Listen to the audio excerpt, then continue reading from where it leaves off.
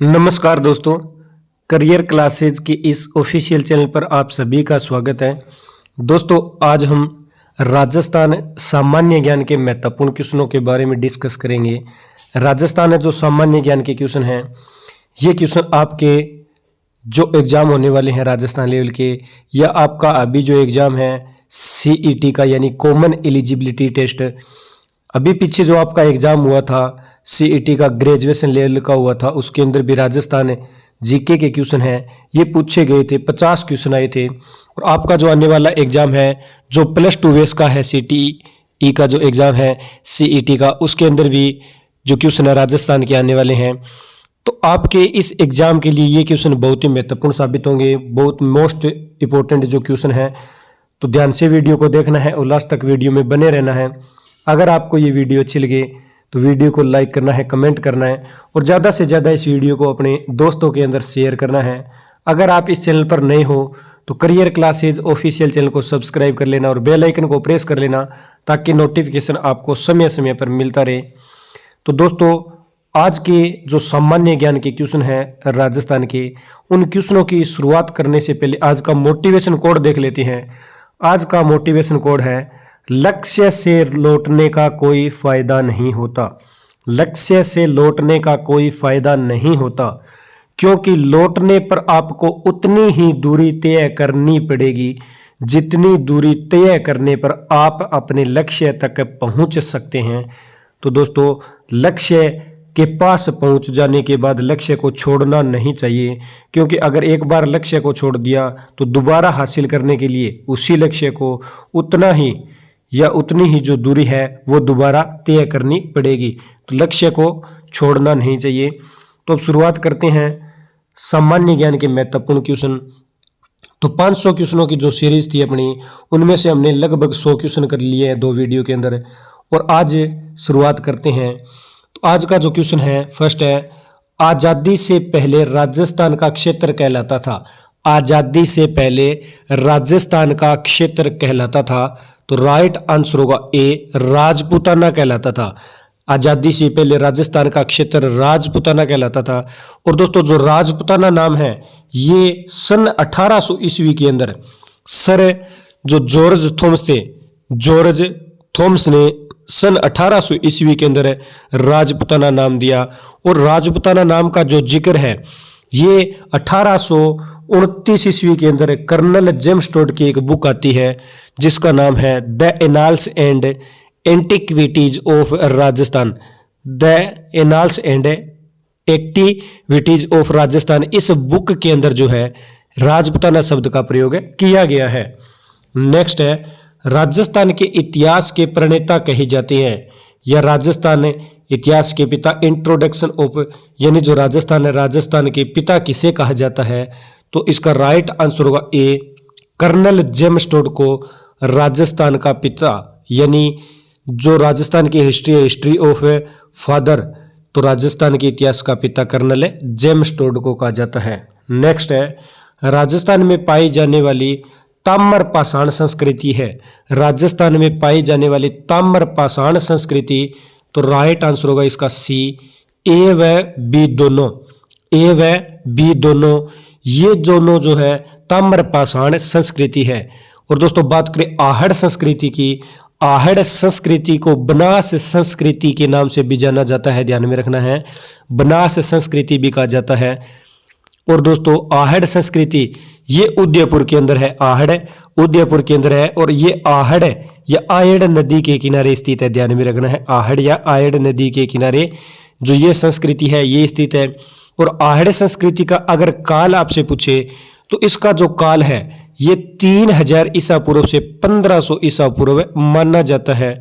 और आहड़ संस्कृति की दोस्तों बात करें तो इसकी जो खोज है, खोज 1953 के अंदर की गई थी। 1953 ईस्वी के अंदर आहड़ संस्कृति की यानी खोज अक्षय कीर्ति व्यास के द्वारा की गई थी। और दूसरी जो संस्कृति है, जो ताम्र पाषाण संस्कृति थी, कालीबंगा, तो कालीबंगा ये हनुमानगढ़, राजस्थान के हनुमानगढ़ जिले के अंदर है। और इसकी खोज 1952 ईस्वी में की गई थी, 1952। और किसके द्वारा की गई थी? तो अमलानंद घोष के द्वारा खोज की गई थी। और इसका जो कालक्रम माना जाता है 4000 ईसा पूर्व मानी जाती है, इसका कालक्रम है कि 4000 ईसा पूर्व इसका कालक्रम है। तो दोस्तों इसकी खोज 1952 में। और ये नदी अगर पूछे तो कालीबंगा सभ्यता घग्गर नदी के किनारे स्थित है। नेक्स्ट है राजस्थान का वह स्थल जो हड़प्पा को तांबे की वस्तुओं की आपूर्ति करता था। तो राजस्थान का वह स्थल कौन सा है जो हड़प्पा को तांबे की जो वस्तुएं हैं इसकी आपूर्ति करता था। तो राइट आंसर होगा सी, गणेश्वर जो स्थल है हड़प्पा को तांबे की वस्तुओं की आपूर्ति भी करता था। और गणेश्वर है ये नीम का थाना सीकर के अंदर है, ध्यान में रखना है। नीम का थाना सीकर जिले की ये सभ्यता है, ध्यान में रखना है। और दोस्तों गणेश्वर सभ्यता की बात करें तो इसकी खोज 1977 ईस्वी के अंदर रतन चंद्र अग्रवाल ने इसकी खोज की थी। और गणेश्वर सभ्यताओं को जो गणेश्वर सभ्यता है इसे ताम्र युगीन सभ्यताओं की जननी भी कहा जाता है। क्यों सुनाता है कि ताम्र युगीन सभ्यताओं की जननी कौन सी सभ्यता है, तो गणेश्वर सभ्यता है, ध्यान में रखना है। नेक्स्ट है राजपूताना शब्द के प्रथम प्रयोगकर्ता थे। राजपूताना शब्द के प्रथम प्रयोगकर्ता, तो राइट आंसर होगा सी, जॉर्ज ताम्र नहीं है यहाँ पे दोस्तों, यहाँ पे थॉमस है। तो जॉर्ज थॉमस ये राजपूताना के सर्वप्रथम प्रयोगकर्ता थे। और प्रयोग इन्होंने 1800 ईस्वी के अंदर किया था। नेक्स्ट राजस्थान के किस स्थल से कुंड हल रेखा के अवशेष मिले हैं। तो राजस्थान के किस स्थल से, कौन सा स्थल है जहां से कुंड और हल रेखा के अवशेष मिले, तो राइट आंसर होगा डी, कालीबंगा जो स्थल है, यानी जो कालीबंगा हनुमानगढ़ के अंदर जो सभ्यता है यहां से कुंड और हल के जो है अवशेष मिले हैं। नेक्स्ट है राजस्थान से प्राप्त अशोक का बाबरू बेराठ लघु शिलालेख संबोधित है। राजस्थान से प्राप्त अशोक का बाबरू बेराठ लघु शिलालेख संबोधित है। तो राइट आंसर होगा बी, पुरोहितों को संबोधित है, पुरोहितों को संबोधित है। और दोस्तों बात करें अशोक का जो बाबरू जो शिलालेख है इसकी खोज किसने की थी, अगर आपसे पूछे तो कैप्टन बर्ट ने इसकी खोज की थी। खोजकर्ता माना जाता है कैप्टन बर्ट को। नेक्स्ट है राजस्थान स्थित मत्स्य देश का एक राजा था जो महाभारत युद्ध में युधिष्ठिर की ओर से लड़ा और वीर गति को प्राप्त हुआ। तो मत्स्य देश का एक राजा कौन सा था जो महाभारत के युद्ध के अंदर युधिष्ठिर की ओर से लड़ा और वीर गति को प्राप्त हुआ था। तो इसका राइट आंसर होगा बी, विराट। मत्स्य देश का राजा विराट जो है महाभारत के युद्ध में युधिष्ठिर की ओर से लड़ा था और वीर गति को प्राप्त हुआ था। और दोस्तों विराट कहाँ का शासक था, तो ध्यान में रखना है देहरादून का जो पश्चिमी इलाका था और वर्तमान में जिसे कालसी के नाम से जाना जाता है, तो कालसी का शासक था। नेक्स्ट है राजस्थान के अधिकांश भाग पर गुप्त वंश का आधिपत्य स्थापित करने वाला गुप्त शासक था। तो राजस्थान के अधिकांश भाग पर गुप्त वंश का आधिपत्य स्थापित करने वाला शासक है। तो राइट आंसर होगा ए, चंद्रगुप्त। और चंद्रगुप्त नहीं, गुप्त वंश जो था इसकी स्थापना की थी 319 ईस्वी के अंदर, 319 ईस्वी में इसकी स्थापना की थी। और 319 या 320 ईस्वी के अंदर चंद्रगुप्त द्वितीय ने गुप्त वंश भी चलाया था, ये भी ध्यान में रखना है। नेक्स्ट है राजस्थान का वह स्थल जो पशुपालन का प्राचीनतम साक्ष्य प्रस्तुत करता है। राजस्थान का वह स्थल है जो पशुपालन का प्राचीनतम साक्ष्य प्रस्तुत करता है। तो राइट आंसर होगा इसका डी, बागोर। प्राचीनतम जो पशुओं के साक्ष्य प्रस्तुत करता है तो बागोर ये प्राचीनतम साक्ष्य प्रस्तुत करता है। और बागोर है ये भीलवाड़ा के अंदर है, ध्यान में रखना है, भीलवाड़ा के अंदर है बागोर। और बात करें बागोर कोठारी नदी के किनारे है और इसकी जो खोज है बागोर जो सभ्यता थी इसकी खोज 1967 के अंदर 1967 में इसकी जो खोज है यह वीएन मिस्र के द्वारा की गई थी। वीएन मिस्र ने बागोर की खोज की थी 1967 ईस्वी में। नेक्स्ट क्वेश्चन है किसने राजस्थान के गणराज्य व्यवस्था को सदा के लिए समाप्त कर दिया? किसने राजस्थान के गणराज्य व्यवस्था को सदा के लिए समाप्त कर दिया था? तो राइट आंसर होगा बी, हुणों के द्वारा जो है राजस्थान के अंदर गणराज्य व्यवस्था को सदा के लिए समाप्त कर दिया गया था। और बात करें तो तोरामन जो था, मिहिर कुल का पुत्र था तोरामन, मिहिर कुल का पुत्र था तोरामन। और तोरामन जो है ये हुण साम्राज्य का संस्थापक था, यानी हुण वंश का संस्थापक किसे माना जाता है? तो मिहिर कुल का पुत्र था तोरामन, ये हुण वंश का संस्थापक माना जाता है। नेक्स्ट है, महाजनपदों में राजस्थान में स्थित महाजनपद थे। महाजनपदों में राजस्थान में स्थित महाजनपद थे। तो राइट आंसर होगा सी, यानी मत्स्य और अवंती। मत्स्य और अवंती ये दोनों राजस्थान में स्थित महाजनपद थे। और दोस्तों बात करें मत्स्य, तो मत्स्य जो है ये जयपुर एवं अलवर के आसपास स्थित था। और मत्स्य जनपद की राजधानी अगर आपसे पूछे तो विराट नगर थी। विराट नगर मत्स्य जनपद की राजधानी थी। और अवंती की अगर आपसे राजधानी पूछे तो अवंती की जो राजधानी थी उज्जैनी। अवंती की राजधानी थी उज्जैनी।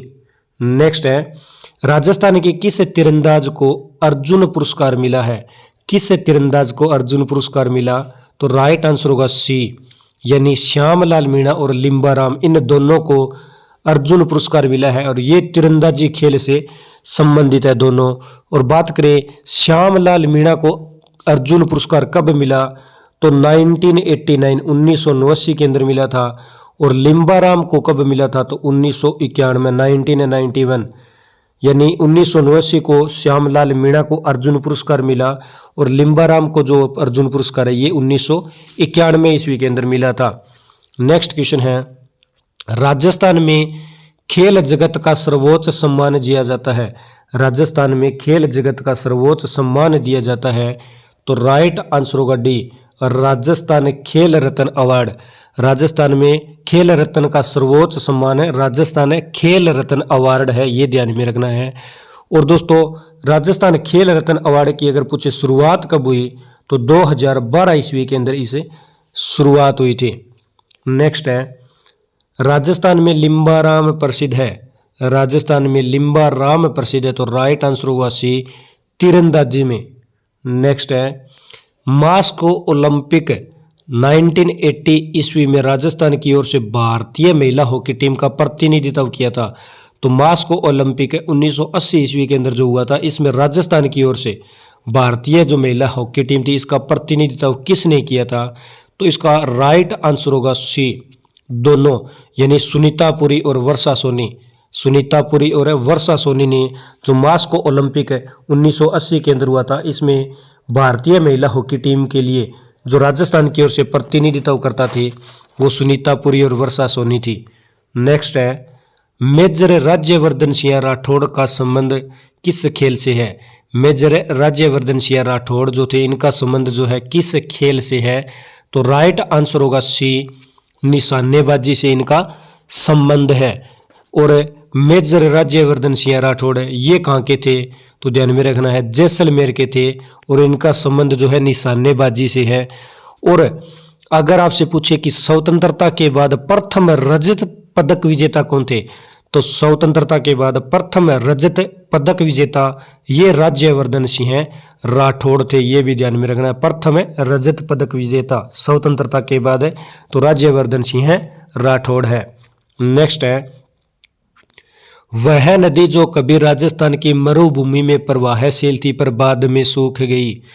तो वह नदी कौन सी है जो राजस्थान की मरुभूमि के अंदर प्रवाहशील थी और बाद में सूख गई? तो राइट आंसर होगा ए सी, यानी दृश्यदवती और सरस्वती। दृश्यदवती और सरस्वती ये जो नदियां हैं ये पहले तो प्रभावशील थी और बाद में सूख गई। नेक्स्ट है, राजस्थान के किस क्षेत्र में कभी मत्स्य देश के राजा विराट की राजधानी विराटनगर थी? राजस्थान के किस क्षेत्र में कभी मत्स्य देश के राजा विराटनगर की जो है राजधानी थी? तो राइट आंसर होगा इसका डी, दक्षिणी, यानी जयपुर के दक्षिणी भाग के अंदर है जो राजस्थान के मत्स्य देश के जो राजा थे विराटनगर की राजधानी थी तो जयपुर के दक्षिणी भाग में थी। नेक्स्ट है राजस्थान में मिलने वाले प्राक हड़प्पाई स्थल है। राजस्थान में मिलने वाले प्राक हड़प्पाई स्थल है तो राइट आंसर होगा सी, यानी सोथी और कालीबंगा। सोथी और कालीबंगा ये दोनों, तो जो सोनथी है दोस्तों, तो सोनथी और कालीबंगा ये प्राक हड़प्पाई स्थल है, ये राजस्थान में मिलने वाले स्थल है। और दोस्तों बात करें सोनथी स्थल, तो सोनथी स्थल कहाँ पर है, तो बीकानेर के अंदर। सोनथी स्थल है बीकानेर के अंदर है। और सोनथी स्थल की अगर आपसे खोज पूछे तो 1953 ईस्वी के अंदर अमलानंद घोष के द्वारा सोनथी सभ्यता की खोज की गई थी। और सोनथी सभ्यता को कालीबंगा प्रथम के नाम से भी जाना जाता है। नेक्स्ट है किस नदी को ऋग्वेद में सबसे पवित्र नदी माना गया है। कौन सी नदी है जिसे ऋग्वेद के अंदर सबसे पवित्र माना गया है, तो राइट आंसर होगा ए, सरस्वती जो नदी है, सरस्वती नदी को ऋग्वेद में सबसे पवित्र नदी माना गया है, क्योंकि वैदिक ऋग्वेद के अंदर जो वेदों की जो रचना हुई थी तो सरस्वती नदी के किनारे वेदों की रचना हुई थी। नेक्स्ट है सिकंदर महान के आक्रमण के कारण पंजाब से राजस्थान में स्थानांतरण करने वाली जातियां थी। सिकंदर महान के आक्रमण के कारण पंजाब से राजस्थान के अंदर जो स्थानांतरण करने वाली जातियां थी तो कौन सी थी, तो राइट आंसर होगा डी, ये सभी, यानी सीवी, अर्जुनाय या योद्धेय और मालव, ये जो जातियां थी ये सिकंदर महान ने जब आक्रमण किया था तो पंजाब से राजस्थान की ओर इन्होंने स्थानांतरण किया था। नेक्स्ट है राजस्थान में खेलों के विकास के लिए नेहरू युवा केंद्र की स्थापना कब हुई। राजस्थान में खेलों के लिए नेहरू युवा केंद्र की स्थापना कब हुई, तो राइट आंसर होगा डी, 14 नवंबर 1972, 14 नवंबर 1972 ईस्वी को राजस्थान में खेलों के विकास के लिए नेहरू युवा केंद्र की स्थापना हुई थी। और नेहरू युवा केंद्र का अगर आपसे मुख्यालय पूछे तो नेहरू युवा केंद्र का मुख्यालय जोधपुर के अंदर है। नेक्स्ट क्वेश्चन है राजस्थान में खेलों के विकास तथा खिलाड़ियों को उचित अवसर एवं प्रोत्साहन प्रदान करने के उद्देश्य से राजस्थान राज्य क्रीड़ा परिषद का गठन कब किया गया। तो राजस्थान के अंदर खेलों के विकास और तथा खिलाड़ियों को उचित अवसर प्रदान करने के लिए जो राजस्थान राज्य क्रीड़ा परिषद है इसका गठन कब किया गया था, तो इसका राइट आंसर होगा बी, 1957 के अंदर जो है इसका गठन किया गया था। और अगर पूछे राजस्थान राज्य क्रीड़ा परिषद का मुख्यालय कहाँ पर है, तो दोस्तों इसका मुख्यालय जयपुर के अंदर है। नेक्स्ट है राजस्थान में बास्केटबॉल की शुरुआत कब हुई थी। राजस्थान में बास्केटबॉल की शुरुआत कब हुई थी, तो राइट आंसर होगा ए, 1948, 1948 के अंदर है राजस्थान में बास्केटबॉल की शुरुआत हुई थी। राजस्थान का राजकीय खेल क्या है, तो राइट आंसर होगा डी, बास्केटबॉल राजस्थान का राजकीय खेल है। और 1948 ईस्वी में इसे राजकीय खेल का दर्जा दिया गया था। नेक्स्ट है राजस्थान में खेल कूद का सम्मान कहाँ बनता है। खेल कूद का सम्मान कहाँ बनता है, तो राइट आंसर होगा सी, जयपुर, हनुमानगढ़। राजस्थान के हनुमानगढ़ के अंदर जो है खेल कूद का सम्मान बनता है। नेक्स्ट है राजस्थान में क्रिकेट का प्रारंभ है। तो राजस्थान के अंदर जो क्रिकेट का प्रारंभ है ये कहाँ से हुआ था, तो राइट आंसर होगा ए, अजमेर। राजस्थान में क्रिकेट की जो शुरुआत है ये अजमेर से हुई थी। और कब हुई थी, तो 1944, 1944 के अंदर शुरुआत हुई थी। नेक्स्ट है राजस्थान में अर्जुन पुरस्कार के सम्मान कौन सा पुरस्कार दिया जाता है। राजस्थान में अर्जुन पुरस्कार के समान कौन सा पुरस्कार दिया जाता है, तो इसका राइट आंसर होगा ए, महाराणा प्रताप पुरस्कार है। ये अर्जुन पुरस्कार के समान दिया जाने वाला पुरस्कार है महाराणा प्रताप पुरस्कार। और महाराणा प्रताप पुरस्कार इसकी शुरुआत अगर आपसे पूछे तो 1982 या 1983 के अंदर जो है महाराणा प्रताप पुरस्कार की शुरुआत हुई थी। नेक्स्ट है राजस्थान सरकार ने खेल रत्न पुरस्कार की स्थापना कब की। राजस्थान सरकार ने खेल रत्न पुरस्कार की स्थापना कब की थी, तो राइट आंसर होगा इसका सी। 1994 खेल रत्न पुरस्कार की जो शुरुआत है ये 1994 के अंदर की थी। नेक्स्ट है, राजस्थान के लिम्बाराम ने किस खेल में अंतर्राष्ट्रीय ख्याति प्राप्त की थी? तो राजस्थान के जो लिम्बाराम थे, लिम्बाराम ने किस खेल के अंदर अंतर्राष्ट्रीय ख्याति प्राप्त की थी? तो राइट आंसर होगा इसका सी। तीरंदाजी खेल के अंदर जो है इन्होंने ख्याति प्राप्त की थी। तीरंदाजी खेल के मशहूर खिलाड़ी थे, ये ध्यान में रखना है। और जो लिम्बाराम थे ना, लिम्बाराम को 1991 ईस्वी के अंदर अर्जुन पुरस्कार भी मिला था, ये भी आपको ध्यान में रखना है। नेक्स्ट है, राजस्थान में सती प्रथा सर्वप्रथम कन्यावध रोकने का प्रयास है। राजस्थान के अंदर सती प्रथा और कन्यावध रोकने का जो प्रयास है ये राजस्थान में कहाँ पर किया गया था? तो पूछा गया है। तो राइट आंसर होगा सी, जयपुर के अंदर जो है सर्वप्रथम प्रयास किया गया था। और जयपुर के अंदर जो ये प्रयास है ये सवाई जयसिंह जो थे, सवाई जयसिंह सेकंड के द्वारा, द्वितीय के द्वारा जो है सर्वप्रथम जयपुर के अंदर सती प्रथा कन्यावध रोकने का प्रयास किया गया था। नेक्स्ट है, राजस्थान के एकीकरण के सप्तम चरण में किन क्षेत्रों को सम्मिलित किया गया?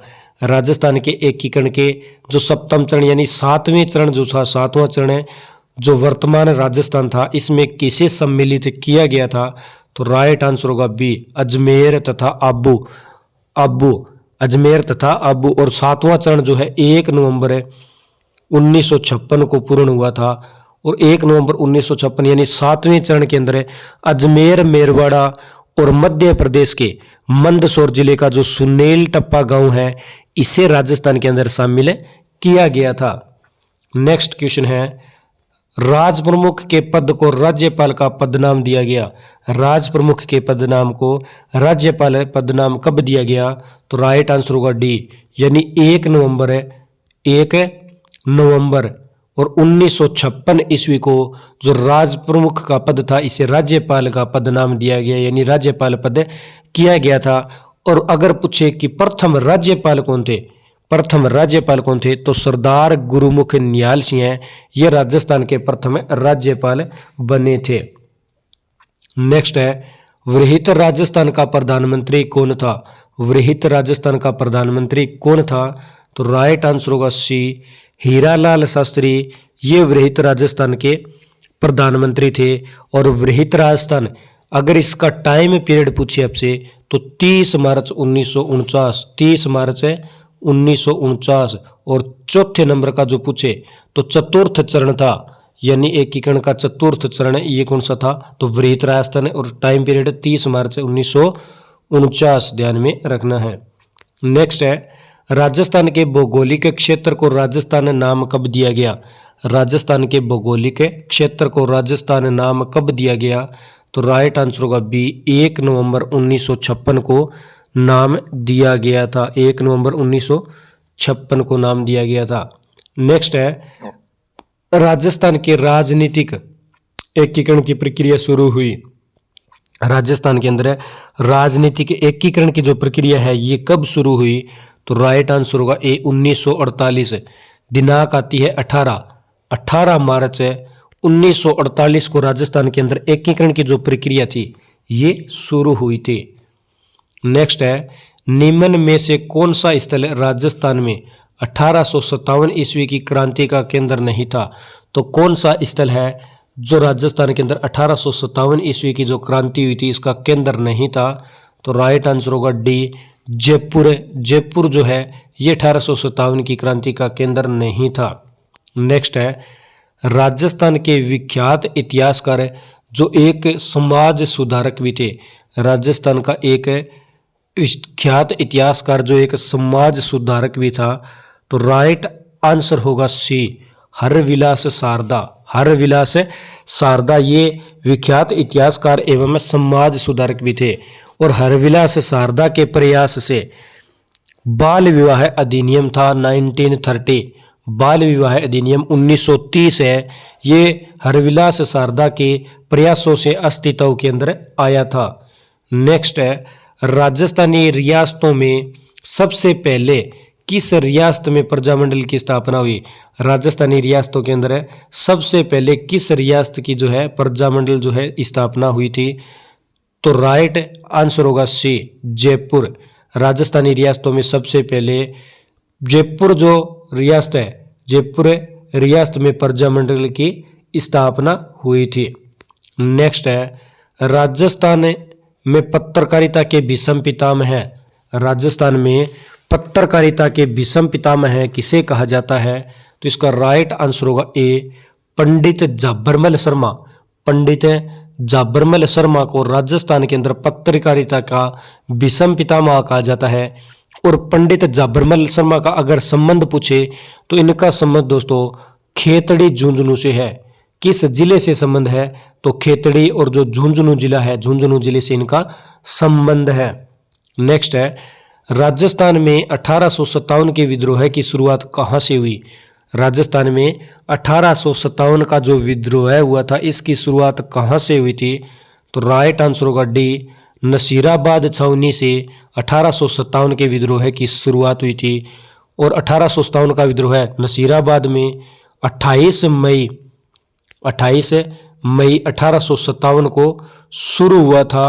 और नसीराबाद छावनी ये कहाँ पर है? तो नसीराबाद दोस्तों अजमेर के अंदर है, ध्यान में रखना है। कहाँ पर है?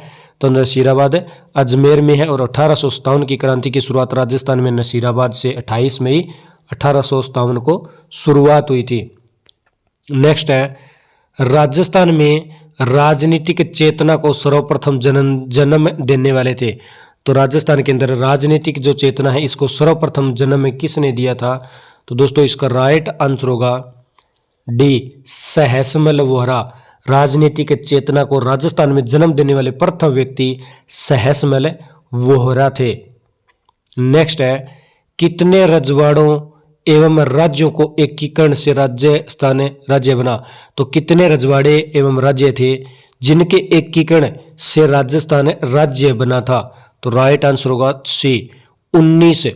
यानी 19 रजवाड़े एवं राज्यों के एकीकरण के साथ जो है राजस्थान पूर्ण हुआ था या राजस्थान राज्य बना था। नेक्स्ट है, वर्धा में राजस्थान सेवा संघ की स्थापना कब की गई? वर्धा, और वर्धा दोस्तों महाराष्ट्र के अंदर है, ध्यान में रखना है। वर्धा महाराष्ट्र के अंदर है।